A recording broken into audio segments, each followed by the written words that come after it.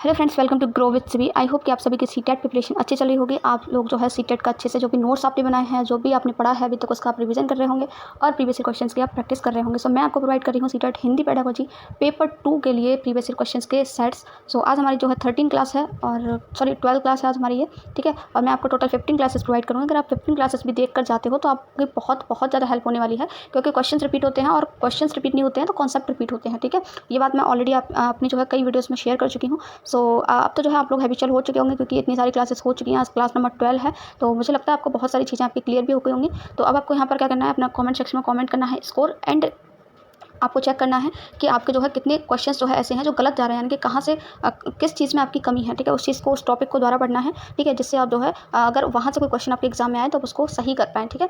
सो देखते हैं यहाँ पर क्वेश्चन नंबर 1। देखिए, आज मैं एक वीडियो अपलोड करने वाली हूँ, शाम को इवनिंग में वीडियो आएगा, ठीक है। मैंने एक पोल यूट्यूब पर एंड टेलीग्राम चैनल पर दोनों पर डाला हुआ है। मैंने वहाँ आपसे पूछा है कि आपके जो मार्क्स हैं, आप लोगों ने ऑब्वियसली प्रीवियस ईयर पेपर्स की प्रैक्टिस की होगी, लगा करके देखे होंगे कि आपके कितने मार्क्स बन रहे हैं, है ना, या मॉक टेस्ट जो भी आपने दिया है। तो मोस्टली जो मुझे वोट्स मिले हैं वो ये मिले हैं कि आप लोगों के जो है 80 से 90 के बीच में मार्क्स आ रहे हैं, ठीक है। तो ये बाउंड्री पर हैं आप लोग अभी। तो मैं इस चीज़ को, यहाँ आज की वीडियो जो है जो शाम को आएगी, उसको वीडियो को जरूर देखना। मैं वहाँ पर कुछ टिप्स शेयर करूँगी जिनसे आप 5 से 6 दिन में भी अपना स्कोर बूस्ट कर सकते हैं, अपने स्कोर को बढ़ा सकते हैं। और देखिए, हमें ना अपने माइंड में कोई अनसर्टेनिटी नहीं रखनी है कि हमारा एग्जाम क्लियर होगा कि नहीं होगा। आप कॉन्फिडेंट होकर आपको जाना है, ठीक है।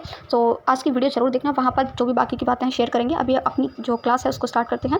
सो क्वेश्चन नंबर 1 देखते हैं, इनमें से कौन सा बोधगम्य निवेश है, ठीक है। तो बोधगम्य निवेश ये कहाँ से पूछा गया क्वेश्चन, ये आपका पूछा गया है आपकी स्टीफन क्रेशन की थ्योरी से, ठीक है। तो स्टीफन क्रेशन की थ्योरी, मैंने यहाँ से बहुत क्वेश्चन पूछे जा रहे हैं। कल आई थिंक कल या परसों की वीडियो में भी आया था क्वेश्चन, तो मैंने आपसे कहा था ये थ्योरी जरूर पढ़ लेना, क्योंकि यहाँ से क्वेश्चन आ रहे हैं, ठीक है। और मैंने ऑलरेडी एक बात शेयर की हुई है, अगर आपकी इंग्लिश पेडागोजी आपने अच्छे से पढ़ी है, जो मैंने क्लासेस प्रोवाइड की हैं, तो हिंदी पेडागोजी में आपको दिक्कत नहीं आ रही होगी, ठीक है। अब मेरा क्या है, मैंने आपको जो है हिंदी पेडागोजी की मैराथन क्लास प्रोवाइड की थी, तो उसमें देखिए वो मेरे खुद के नोट्स थे, ठीक है। तो मैंने क्या किया था कि क्योंकि सिलेबस जो कंटेंट है वो सेम है, ठीक है। तो जो चीज़ मैंने इंग्लिश में पढ़ ली थी जैसे स्टीफन क्रेशन की थ्योरी, तो फिर मैंने उसके जो है हिंदी के नोट्स नहीं बनाए थे, क्योंकि मुझे वो वहीं पर क्लियर हो गई थी। तो कंटेंट सेम है ना, इसलिए, ठीक है। तो जो चीज़ें मुझे लग रही थी कि हाँ मेरी समझ में नहीं आ रही, मुझे हिंदी में लिखना चाहिए, उनके नोट्स मैंने बनाए हुए थे, वही मैंने आपके साथ शेयर किए हुए हैं। तो अगर आप इंग्लिश और हिंदी पेडागोजी के नोट्स अच्छे से पढ़ के जाते हैं, ठीक है, जो वीडियो के थ्रू मैंने यहाँ पर शेयर कर रखे हैं, और प्रैक्टिस करके जाते हैं प्रीवियस क्वेश्चन के, तो आप बहुत अच्छा स्कोर कर पाएंगे। सो इस क्वेश्चन का जो करेक्ट आंसर ऑप्शन नंबर 1 हो जाएगा, शिक्षार्थियों को उनके स्तर से कुछ ऊंचे स्तर की भाषा के अवसर प्रदान करना, यानी कि वो जितना जानते हैं जिस लेवल पर हैं उससे +1, यानी कि उससे थोड़ा सा अप लेवल की भाषा के अवसर उनको देना ही आपका क्या कहलाता है। नेक्स्ट क्वेश्चन है आपका यहाँ पर, शीला भाषा से संबंधित निम्नलिखित गतिविधियाँ करती है, यानी कि एक्टिविटी करती है। पता कीजिए कि इनमें से कौन सा बुनियादी अंतर्वैयक्तिक संप्रेषणात्मक कौशल, जिसको हम कहते हैं BICS, इंग्लिश में हम इसको बोलते हैं बेसिक इंटरपर्सनल कम्युनिकेशन स्किल, ठीक है, तथा कौन सा एक ज्ञानात्मक शैक्षणिक भाषा निपुणता, यानी कि CALP, ठीक है, इसको इंग्लिश में बोलते हैं हम, इसकी फुल फॉर्म क्या है, कॉग्निटिव एकेडमिक लैंग्वेज प्रोफिशिएंसी। तो आपको ये बताना है, ये दो यहाँ पर A और B लिखे हुए हैं कि ये इनमें से कौन सी BICS है, इनमें से कौन सी CALP है, ठीक है। तो ये क्वेश्चन रिपीट हो चुका है, ठीक है। सो यहाँ पर आपसे देखिए फुल फॉर्म भी पूछी जा सकती है, और इनसे पूछा भी जाता है कि BICS CALP का मतलब क्या होता है। ऑलरेडी एक्सप्लेन कर चुकी हैं, आई होप इसका आंसर जो आप करेक्ट बता पाएंगे। BICS मतलब ऐसी लैंग्वेज, ऐसी भाषा जिसको हम डेली लाइफ में यूज़ करते हैं, हमारी BICS होती है। CALP यानी कि जिसमें हम जो है अकेडमिक रूप से, यानी कि जब हम जो पढ़ते हैं, ठीक है, स्टडी में अच्छा कर पाएँ, उसके लिए हम भाषा यूज़ करते हैं, ठीक है।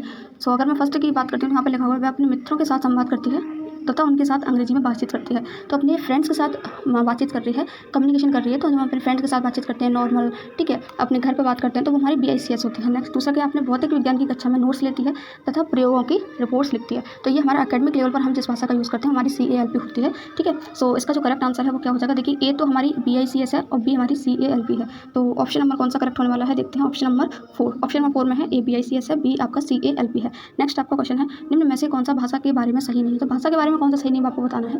भाषा व्यवस्थाओं की व्यवस्था है, भाषा यादृच्छिक है, भाषा एक तर्क संगत व्यवस्था है, भाषा अर्थ पर संकेंद्रित है। सो यहाँ पर इसका जो करेक्ट आंसर ऑप्शन नंबर 3 हो जाएगा कि भाषा एक तर्क संगत व्यवस्था है। देखिए, अगर यहाँ पर जैसे कि व्यवस्थाओं लिखा हुआ है, सॉरी इस वर्ड को लेते हैं व्यवस्था, ठीक है, तो ये वर्ड इसको व्यवस्था ही क्यों पढ़ते हैं ना, इस चीज़ का कोई तर्क नहीं है हमारे पास, है ना। तो ये एक तर्क संगत व्यवस्था है, ऐसा बोल रहे हैं, जबकि ये ऐसा नहीं है। हमसे गलत ही पूछा है ना, ये गलत कौन सा है, तो यही हमारा करेक्ट है, भाषा एक तर्क संगत व्यवस्था नहीं होती है, जबकि ये कह रहे हैं कि होती है, इसलिए आपका करेक्ट होगा। बाकी तीनों आपके सही है। देखिए, भाषा व्यवस्थाओं की व्यवस्था होती है, भाषा यादृच्छिक होती है, भाषा अर्थ पर संकेंद्रित होती है। नेक्स्ट क्वेश्चन देखते हैं, कक्षा 5 की शिक्षिका अपने शिक्षार्थियों को शब्द संपदा, यानी कि वर्ड पावर, ठीक है, को एक प्रत्यक्ष शब्द के रूप में प्रस्तुत नहीं करती है, बल्कि जहाँ तक संभव हो, जहाँ कहीं भी संभव हो, जहाँ भी संभव हो, आदि अविश्लेषित समूह के रूप में दे देती है। इस उपागम का किस रूप में जाना जाता है। तो ये जो अप्रोच है इसको हम क्या कहते हैं, शब्द समूह, वाक्यांश समूह, कोश विषयक समूह या फिर संप्रेषणात्मक उपागम। सो देखिए इन्होंने यहाँ पर क्या किया कि इन्होंने जो वर्ड संपदा यानी कि जो वर्ड पावर बढ़ाना चाहती है उसके लिए केवल एक शब्द प्रस्तुत नहीं किया है, बल्कि क्या किया है, इनको देखिए अविश्लेषित समूह के रूप में देती है, यानी कि ग्रुप बना दिए हैं। तो इसके थ्रू क्या होता है, ये हमारा होता है यहाँ पर कोश विषयक उपागम। इसमें क्या होता है कि जो टीचर होती है वो क्या करती है, किसी एक वर्ड को जो है सिर्फ नहीं देती है, मतलब उसको केवल एक ही वर्ड प्रस्तुत नहीं करती है, बल्कि जो है शब्दों में जो संयोजन होता है, जो जुड़ाव होता है, इकट्ठे वर्ड को जो है प्रोवाइड करती है। ठीक है, सो इस तरीके से ये आपका हो गया कोश विषयक उपागम। ऑप्शन नंबर 3 इसका।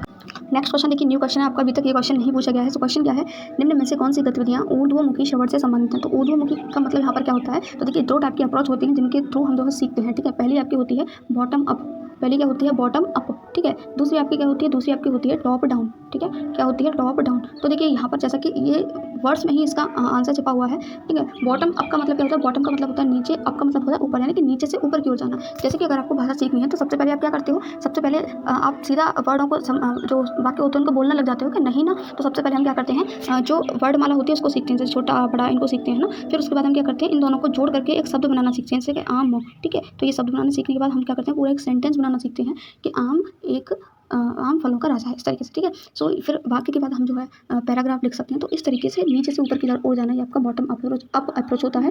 टॉप डाउन क्या होता है, टॉप डाउन का मतलब होता है ऊपर से नीचे की ओर जाना। जैसे कि सबसे पहले आपने पैराग्राफ लिखा, पैराग्राफ के बाद जो है आप सेंटेंसेस को सीख रहे हो, सेंटेंस यानी वाक्य को सीख रहे हो, वाक्य के बाद जो है आप शब्दों को सीख रहे हो, शब्दों के बाद जो है आप अल्फाबेट यानी कि वर्ड को सीख रहे हो। तो ये आपकी होती है टॉप से डाउन में, ऊपर से नीचे आना। तो ये दोनों बहुत ईजी आपको समझ में आ गया होगा। यहाँ पर देखिए क्या लिखा हुआ है, सो यहाँ पर देखिए यहाँ पर आपको लिखा हुआ है ऊर्ध्वमुखी श्रवण। तो इसका मतलब होगा यहाँ पर आपका, ये आपको याद रखना है। ठीक है, क्योंकि यहाँ पर जो आपको हिंदी लैंग्वेज मिलेगी वहाँ पर ऐसा नहीं है कि आप चेंज करके देख लो इंग्लिश में, वहाँ पर आपको यही लिखा मिलेगा। तो अगर आपको इसका मतलब पता होगा तभी आप कर पाएंगे। तो इसका मतलब है यहाँ पर बॉटम अप से, यानी कि आपको बताना है इनमें से कौन सा ऑप्शन ऐसा है जिसमें नीचे से ऊपर की तरफ सुनना जो है हो रहा है, कौन सी ऐसी एक्टिविटी में ऐसा हो रहा है। ठीक है, तो नीचे श्रवण क्योंकि इसमें दे रखा है, तो श्रवण का मतलब सुनना। तो ऐसी कौन सी एक्टिविटी में जिसमें हम नीचे से ऊपर की ओर सुनते हुए जा रहे हैं। यहाँ पर लिखा हुआ है पहले ऑप्शन में पूरे संदेश को सुनकर पृष्ठभूमि का ज्ञान सारांशिकरण के लिए प्रयुक्त करना। तो देखिए यहाँ पर नीचे से ऊपर नहीं जा रहे हैं, पूरे संदेश हमने सुन लिया, उसके बाद हम कुछ कर रहे हैं। दूसरा आपका श्रुतलेख करना है। श्रुतलेख का मतलब क्या होता है, आपका डिक्टेशन लिखना। डिक्टेशन में क्या होगा, जैसे कि एक एक शब्द मैडम आपकी बोलेंगे है ना, आप सुन करके एक एक शब्द लिखेंगे। उसके बाद क्लोज श्रुतलेख। क्लोज श्रुतलेख क्या होता है, मैडम जो है आपका पूरा पैराग्राफ बोलेंगे, उसमें बीच बीच में जो है आपको जो शब्द होंगे उनको फिल करना होता है, वो आपका क्लोज टेस्ट होता है। मैंने बता रखा है आपको। बहुविकल्पी प्रश्न होंगे उसके बाद, यानी कि क्लोज टेस्ट के बाद आप किस पर गए, आप गए बहुविकल्पी प्रश्नों पर, जहाँ पर पूरा एक सेंटेंस लिखा होगा और आपको उसका एक वर्ड में आंसर देना होता है। उसके बाद सकारात्मक और नकारात्मक कथनों को पहचाना। तो ऑप्शन नंबर 2 ही आपका यहाँ बिल्कुल करेक्ट हो जाएगा। देखिए आप यहाँ छोटे लेवल से स्टार्ट कर रहे हैं सुनना और बड़े लेवल तक जा रहे हैं, तो यही आपका करेक्ट हो जाएगा, बॉटम से अप पर आप जा रहे हैं। ठीक है, सो देखिए तीसरा क्या है, तुरंत सुनकर अव्यवस्थित शब्दों को वाक्यों में लिखना। तो आप इतनी जल्दी जो है ये नहीं कर पाएंगे है ना। कविता को याद करना, देखिए याद करना ये तो आपका बिल्कुल ही गलत हो गया। सो ऑप्शन नंबर 2 करेक्ट है। नेक्स्ट देख लेते हैं, एक शिक्षार्थी एक शब्द तथा वाक्य के उपखंडों की पहचान करती है, यानी कि एक स्टूडेंट क्या करती है, पहले एक शब्द की पहचान करती है और वाक्य के उपखंडों की पहचान करती है। एक वाक्य में बहुत सारे पार्ट्स हो सकते हैं ना उनका, और इन बातों का प्रयोग करते हुए इस समझ को बनाए रखती है। शिक्षार्थी यहाँ किन प्रकारों की श्रवण प्रक्रियाओं को अपना रही है। तो आपको यहाँ बताना है। देखिए ऊर्ध्वमुखी आपका क्या होता है, मैंने अभी भी आपको बताया, ऊर्ध्वमुखी आपका होता है बॉटम अप अप्रोच। ठीक है, और अधोमुखी क्या होता है, अधोमुखी आपका होता है टॉप डाउन अप्रोच। ठीक है, तो दोनों मैंने आपके यहाँ पर क्लियर कर दी हैं। सो अगर इनसे कुछ क्वेश्चन आता है तो आप जो है जरूर इनको कर पाएंगे। ठीक है, मैंने समझा दिया है। सो यहाँ पर आपको बताना है कि वो किस चीज़ का यूज़ करें। देखिए पहले वो एक शब्द पर जाती है, फिर वाक्य के उपखंडों की पहचान करती है, तो नीचे से ऊपर की ओर जा रही है, ऑब्वियसली यहाँ पर आपको पता है। सो बॉटम अप अप्रोच हो जाएगी ये। सो ऑप्शन 1 आपका बिल्कुल करेक्ट हो जाएगा, ऊर्ध्वमुखी युक्ति। नेक्स्ट क्वेश्चन है आपका यहाँ पर, ग्रहणशील शब्द संपदा क्या होती है। तो ग्रहणशील यानी जिसमें हम कुछ ग्रहण करते हैं, और ये मैंने ऑलरेडी बता रखा है आपको कि ग्रहणशील कौशल कौन से होते हैं, ये भी क्वेश्चन आ सकता है ना। तो जब हम किसी चीज़ को सुनते हैं तो कुछ ग्रहण कर रहे होते हैं, कुछ सीख रहे होते हैं ना। तो एक तो आपका हो गया सुनना, दूसरा मैंने आपको क्या बताया था, पढ़ना। ठीक है, जब हम पढ़ते हैं तब भी तो हम कुछ ग्रहण करते हैं, किसी चीज़ को पढ़ रहे हैं तो हम कुछ सीखते हैं, कुछ ग्रहण करते हैं ना। तो अभी ऑप्शन के अकॉर्डिंग देखते हैं ऑप्शन में क्या क्या दे रखा है। वे शब्द जिन्हें हम सुनते हैं या देखते हैं तब पहचानते हैं, वो आपके ग्रहणशील होते हैं। दूसरा, वे शब्द जिनकी वर्तनी अधिकतर गलत लिखी जाती है, तो इसका तो इससे कोई रिलेशन ही नहीं, तो ये तो गलत हो गया। वे शब्द जिनकी वर्तनी हम जानते हैं कि जिनको बोलना जानते हैं, तो ये भी गलत हो गया। वे शब्द जो भाषा प्रयोगकर्ता के द्वारा लेखन तथा वाचन में प्रयोग किए जाते हैं, तो ये भी आपका गलत हो गया, क्योंकि लेखन आपका किस में आता है, उत्पादक कौशल में आता है। इसके थ्रू हम कुछ प्रोड्यूस करते हैं, कुछ नया क्रिएटिव लिखते हैं। ठीक है, हम इसमें कुछ ग्रहण नहीं करते हैं बल्कि अपने विचारों को व्यक्त करते हैं, है ना। तो ये तो आपका गलत हो गया, ऑप्शन 1 ही करेक्ट हो जाएगा। जब हम किसी चीज़ को सुनते हैं तो हम ग्रहण करते हैं, और जब हम किसी चीज़ को देखते हैं या पहचानते हैं तो भी हम कोई चीज़ सीख रहे होते हैं, कुछ ग्रहण कर रहे होते हैं। नेक्स्ट क्वेश्चन है आपका यहाँ पर, आकृति के बारे में ज्ञान वर्णन करना, सीमित अभ्यास में इसका प्रयोग करना क्या कहलाता है। सो कोई भी आकृति है, कोई भी फिगर बना हुआ है, उसके बारे में आप ज्ञान का वर्णन करने, तो जब भी ये वर्ड आपको मिल जाए कि आप किसी चीज़ का वर्णन कर रहे हैं, तो वो आपका होता है घोषणात्मक ज्ञान। तो ऑप्शन नंबर 3 आपका यहाँ करेक्ट हो जाएगा, व्याकरण का घोषणात्मक ज्ञान हम इसको कहते हैं। ठीक है, नेक्स्ट क्वेश्चन आपका यहाँ पर उपन्यास क्या है, तो ये तो आई होप कि सभी कर पाएंगे इसको करेक्ट। इसका ऑप्शन में 4 करेक्ट हो जाएगा। ये हमारा वृत्तांत लेखन होता है। वृत्तांत लेखन क्या होता है, जैसे कि कोई घटना घट चुकी होती है, यानी कि कोई चीज़ पहले हो चुकी होती है उसके बारे में लिखना ही वृत्तांत लेखन कहलाता है, और इसको हम जो है उपन्यास भी बोलते हैं। तो ऑप्शन नंबर इसका 4 करेक्ट हो जाएगा। नेक्स्ट क्वेश्चन आपका लेखन का वह उपागम जो लेखन के द्वारा लिखना सीखना का समर्थन करता है, उसे किस रूप में जाना जाता है, तो ये आपका होता है प्रक्रिया उपागम। मैंने आपको कई बार बताया कि राइटिंग आपकी कैसी प्रोसेस है, आपकी एक प्रोसेस है राइटिंग, आपकी प्रोसेस अप्रोच यानी प्रक्रिया उपागम है, ठीक है। गलती से भी इसको उत्पाद संज्ञानात्मक या रचनात्मक उपागम मत कर देना। ऑप्शन नंबर 1 इसका करेक्ट हो जाएगा।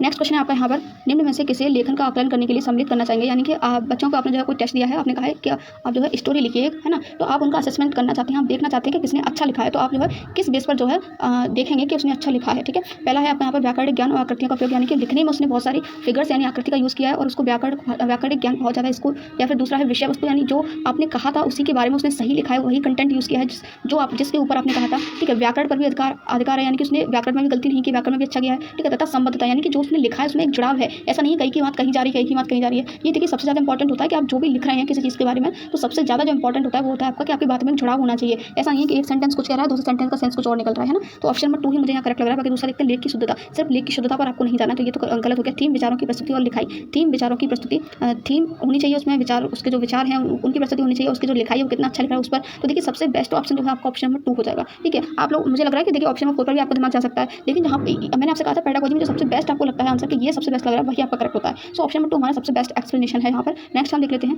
निम्न में से कौन सा विद्यालय में भाषा शिक्षा पर राष्ट्रीय शिक्षा नीति 2020 के बारे में सही है। फिर से एनईपी 2020 के बारे में पूछा हुआ है, मुझे नहीं लगता कि अब आप लोग इसको गलत करेंगे। इसके बारे में कौन सा सही है, सही बताना है आपको। नीति संसाधन और युक्ति के रूप में बहुभाषिकता, दूसरा है विद्यालय भाषा में अनेक भाषाओं का अनिवार्य रूप से अध्ययन होना चाहिए, तीसरा है आपका आरंभिक वर्षों में शास्त्रीय भाषाओं के अध्ययन को संबोधित करें, तो गलत है। आरंभिक वर्षों में हमारी मातृभाषा होनी चाहिए ना कि शास्त्रीय, तो गलत है। नेक्स्ट है आरंभिक वर्षों में अंग्रेजी माध्यम के रूप में, ये भी गलत है, ठीक है। तो पहला और दूसरा में से आपको बताना है कि कौन सा यहाँ पर करेक्ट हो जाएगा। सो पहला ही आपका यहाँ बिल्कुल करेक्ट हो जाएगा। नीति संसाधन तथा युक्ति के रूप में बहुभाषिकता को हमें यूज़ करना है, यानी कि हमें पहले जो है मातृभाषा, फिर उसके बाद जो हम बच्चों के लेवल के अकॉर्डिंग जिस स्टैंडर्ड में पहुँच जाएंगे उसके अकॉर्डिंग जो है और भाषाएं ऐड कर सकते हैं, ठीक है। यानी कि वो हमारा बहुभाषिकता कहलाता है। तो ऑप्शन नंबर 1 इसका करेक्ट हो जाएगा। नेक्स्ट क्वेश्चन है आपका यहाँ पर एक पाठिका पत्रिका पढ़ती है, यानी कि कोई रीडर है, कुछ भी कोई लड़की हो सकती है, ठीक है, जो क्या कर रही है पत्रिका को पढ़ रही है, मैगजीन पढ़ रही है तथा आवरण तथा का समग्र विचार जानने का प्रयास कर रही है। इस पठन को क्या कहते हैं, तो जब भी हम किसी चीज़ की समरी जानने के लिए उसको पढ़ते हैं तो हम इसको क्या कहते हैं, कई बार एक्सप्लेन कर चुके हैं, हम इसको कहते हैं सरसरी दृष्टि से पढ़ना। यानी कि हम जब भी किसी चीज़ की समरी जानना चाहते हैं तो क्या हम उसको बहुत बारीकी से पढ़ते हैं, क्या नहीं पढ़ते, बहुत डिटेल में पढ़ते नहीं पढ़ते, हम बस जल्दी जल्दी उसको पढ़ते जाते हैं सरसरी नजर से, एक बार देखते जा रहे हैं जल्दी जल्दी, जैसे हम उसकी समरी ले पाएं कि आखिर इसमें ये कह क्या रहा है ना। तो ये आनंद के लिए पठन हमारा क्या होता है, इसको हम विस्तृत पठन बोलते हैं, ठीक है। बारीकी से जो हम पढ़ते हैं वो हमारा क्या होता है, वो किसी स्पेसिफिक चीज़ को ढूंढने के लिए बारीकी से पठन करते हैं। तो ऑप्शन नंबर 2 इसका करेक्ट है। नेक्स्ट आपका निम्नलिखित गतिविधियों में से कौन सी अधिगम के लिए आकलन का हिस्सा नहीं है, तो इनमें से जो है आप लर्निंग का असेसमेंट करना चाहते हैं तो आपको बताना है कि कौन सा असेसमेंट का पार्ट नहीं है आकलन करने का। परियोजना कार्य, व्रत कार्य यानी कि होमवर्क के थ्रू आप बच्चों का आकलन कर रहे हैं, प्रैक्टिकल वर्क के थ्रू कर रहे हैं। दूसरा सत्र परीक्षण और मासिक परीक्षा, यानी कि मंथली आपके एग्जाम है या फिर एनुअली जो आपका एग्जाम है वो अंत में होने वाली और प्रायोगिक परीक्षा, ठीक है। तो आपको नेगेटिव यहाँ पर बताना है, ठीक है। फील्ड विजिट और शैक्षणिक प्रमाण, ये तो आपको पॉजिटिव वर्ड्स होते हैं, याद रखना। जब भी आप बच्चों को फील्ड विजिट कराते हो ना, ये ईवीएस में यानी कि एनवायरमेंटल जो आपका स्टडी पेपर 1 में जो सब्जेक्ट है उसमें बहुत आता है ये वर्ड, है ना। तो जब भी हम बच्चों को फील्ड विजिट कराते हैं तो बहुत ज़्यादा पॉजिटिव होता है। यहाँ पर बच्चे खुद से देखते हैं, ठीक है, खुद से सीखते हैं, तो वो जो है बहुत अच्छा सीख पाते हैं, है ना।